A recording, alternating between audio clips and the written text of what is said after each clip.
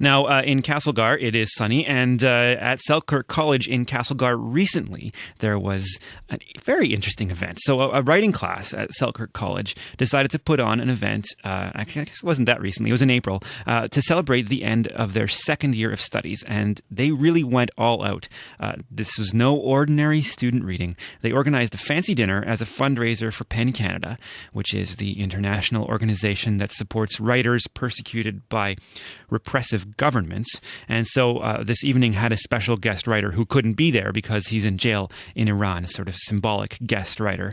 And it also featured haiku cocktails and waiters reading their own poetry at your table, and probably the best title event ever for such an event. No words barred, a metaphormal. Bill Metcalf attended the event for North by Northwest, and he found surprises at every turn. I was quite frankly blown away. The level of maturity and the use of language impressed the hell out of me. I thought the evening was great. It was incredibly original. It's the most original evening I think I've ever been at. Those two people were responding to No Words Barred, an evening of words and food put on by the second-year writing class at Selkirk College in Castlegar in April. The class was taught by Almeda Glenn Miller. My name is Cricket Carroll, and I was a member of the class. So I'm Sam Stevenson, and I was a member of that class. Our class decided that we were going to do an end-of-the-year event of some kind, and it seemed important to look at the ways that writing can really affect the world, the ways that writing can make really tangible change. Almeida, our instructor, suggested that we look at working with PEN Canada, which is a sort of an Amnesty International type organization that focuses specifically on writers. Writers whose writing has landed them in jail or worse. Hossein Derakhshan, the man that we ended up focusing on for our event, he was doing exactly that. Hossein is in jail for 19 years for blogging and for criticizing the government in his blog and for visiting Israel and blogging about that. And he's in Tehran. He still is to this day and will be until either 19 and a half years are up or until we get him out. I had no idea the consequences that my writing could bring. I have never thought or given a second thought about the things that I write about or the way that people might see them if I was in a different place. Just from learning about Hossein Derakhshan, it really made me think twice. To think that you could be thrown in jail and have them literally throw away the key or threaten to kill you over just expressing your beliefs or expressing the things that you've been through on a day-to-day basis was just completely, I had never even dreamed. I think for each of us to have Almeida go around and say, well, you would be stoned to death for writing about this, and you can't write about that because you're incriminating someone else, and took us out of our little safety net a little bit. It can be terrifying to think that there could be repercussions that we don't imagine, but it's also empowering to think that things that we say, they're only dangerous because they're important. So for the end of our year, we wanted to put together a really creative and interesting event. The first thing we did was sell haiku cocktails for $2 each. Each of us wrote 6 to 10 haikus. Emily was up all night folding them the night before into little butterflies. And all of us as students, right, we walked around serving these cocktails along with drinks. Bill Metcalf, the producer of this radio piece, recorded lots of sound at the event. Here's Matthew Wilson Burks selling an origami cocktail. Hi, would you like a haiku? I would very much like a haiku. What do you have? We've got 5 left. How beautiful this is. I know, aren't they lovely? We've got literally cranes and They're beautiful quite witty words. Too, yeah. Okay, you've sold. Thank you so much. Here's Bill buying a haiku from Dana Underwood, one of the writing students. Okay, I guess I better buy a haiku myself, eh? Oh, you better if you're out here recording us all. Here's your $1. Would you like me to read it to you? Sure, you read it to me. It's my job. This is Samuel Stevenson original. We embrace the earth in pavement so that no one draws lines in the sand. Wow, that's great. Profound. I'm honored to get that. Oh, thank you for Thanks. your donation. Thanks a lot. Have a nice day. There were about 8 round tables in the room. It was the faculty lounge at Selkirk College, each with room for about 6 people.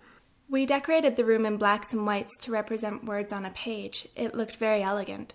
All of the writer-servers were really dressed up.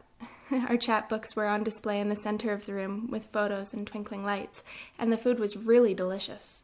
And after everyone sat down, our instructor, Almeida Glenn Miller, spoke to the audience. The poetry and prose you will hear tonight are original work written by the second year Studies in Writing students. Before you are 2 menus.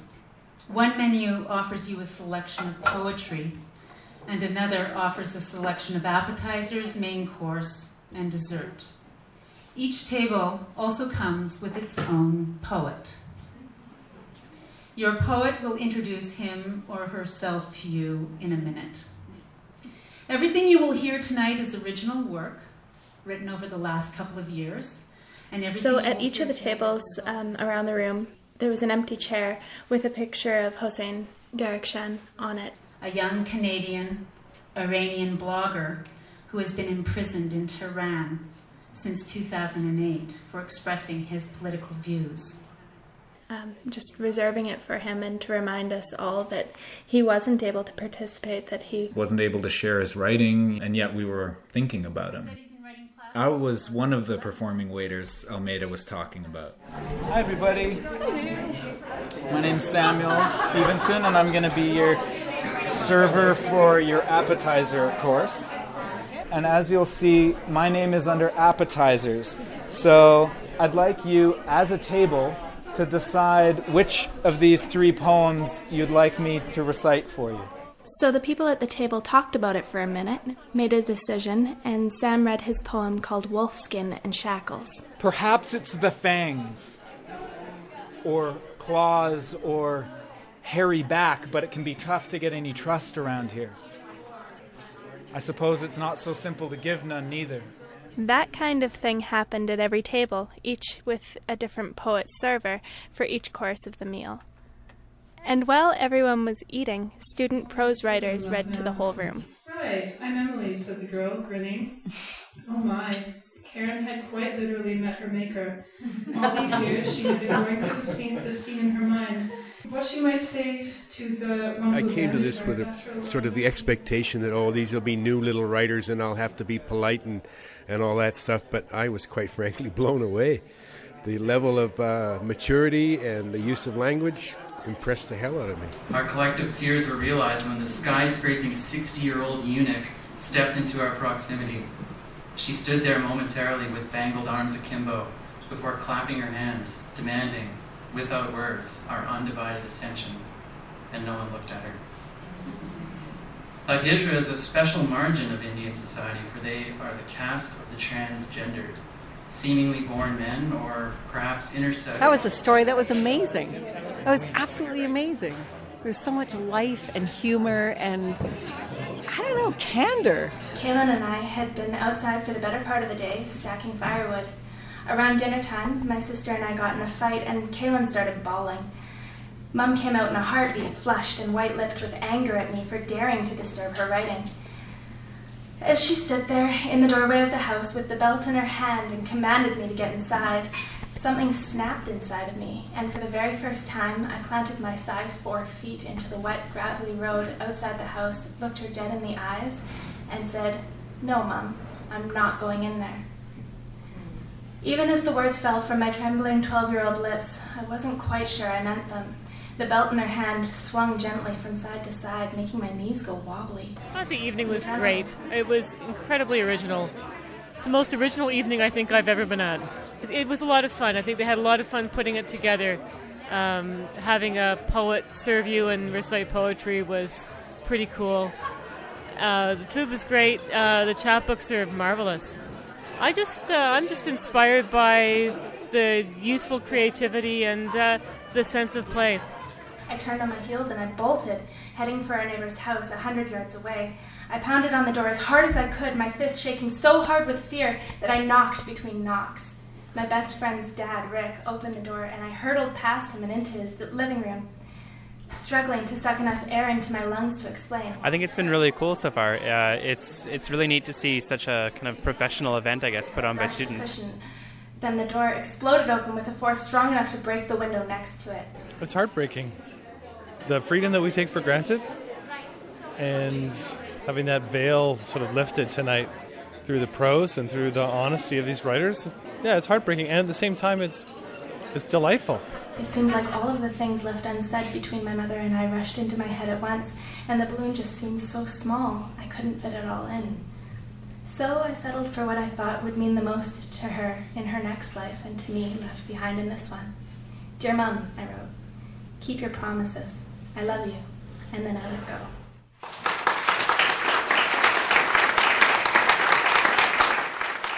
By this time in the evening, I was feeling really honored and grateful that so many people had come out to listen to us talk, and that many people cared about what we had to say. And just grateful that we live in a place where we can talk about those things and where we can express our feelings and our thoughts. Yeah, it was amazing to see how moved people were by our writing and by the event, how it was organized, and by Hossein Derrickshan and the work that he had done. It was amazing to see that raising awareness could also be an inspiring event. It didn't have to just be a sort of, knowledge download. It didn't have to just be a lecture. Why am I so proud of them? I think that I've watched them over the last couple of years tentatively step into the craft, not really knowing, kind of having an idea that they might really enjoy this, and then seeing the light come on, and then throwing them bones and watching them chew on them is just an amazing experience. And then as you experience tonight, the breadth and the depth to which they're willing to go in their work, and they all implicate themselves too, right? They're not hiding behind their writing. They're out there with their writing, and they've used their writing in so many different ways to, I think of Maddie and dealing with the loss of her son. Watching these girls who never shared their work with their parents read their work aloud here, it was like their coming out party. Here are three other writers that Bill interviewed about the evening. There's Emily, Matthew, and Lowell. I'm so happy. I found myself getting emotional near the end because we've all been in this for 2 years together and reading each other's work, and it's just so sad that this is it for us. We're like a family. Yeah, it was a little triumph, I thought. People bought books. They put their money where their mouths were. Sincerely interested in all of our writing. Yeah, it's really encouraging to see. I signed a book. It was awesome. Great feeling. Yeah. Never done it before. It was completely overwhelming. It really was. People seemed to be just as hungry for the words as they were for the food. Words as food. I think because Hussein is young, they can relate to him.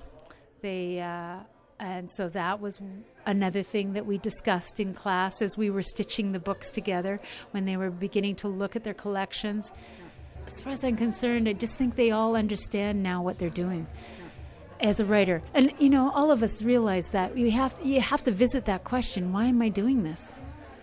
Right? Because it isn't all fame and fortune, and we're not all out there winning the Giller Prize or the Governor General's, but we're writers. And they're writers, and they really felt it. In addition to us, Sam Stevenson and Cricket Carroll, the writers in the class who took part in this event were Matthew Wilson Burks, Lowell Friesen, Robin Higgins, Dana Underwood, Selena Silva, Emily Javeski, Julia Caceres Booth, and Maddie Harlamovs. This documentary was produced by Bill Metcalf in Castlegar, BC for North by Northwest. Thanks to Kootenai writer Bill Metcalf for taking us to the No Holds Barred Metaphormal event. And congratulations to all of those Selkirk College students. Sounds like the event was a big success.